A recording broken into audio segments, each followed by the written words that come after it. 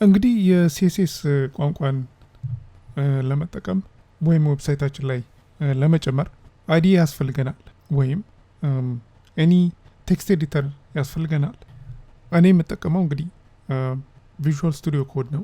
ጉግል ላይ ሰርች አድርገን ዳውንሎድ አድርገን ኢንስቶል ማድረግ እንችላለን። ግን ማንኛውንም አይዲ መጠቀም እንችላለን።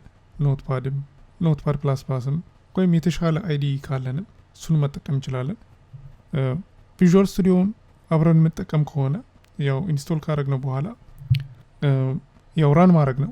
ይህ ማለት እዚህ መጥቼ ፌስ ኮድ ብል እኔ ኡቡንቱ ነው የምጠቀመው ላሁን ቪዥዋል ስቱዲዮ ኮድን ይከፍትልኛል እና ቪዥዋል ስቱዲዮ ኮድ የሰራነውን ሲኤስኤስ ኮድ ራን ለማድረግ የሚያቀልልን ኤክስቴንሽን አለው።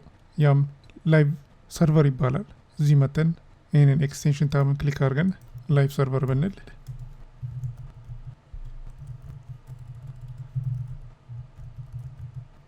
የመጀመሪያው ኤክስቴንሽን ያው ኢንስቶል ማድረግ ነው። ከዛ በኋላ ያው ሲኤስኤስ መጠቀም ነው።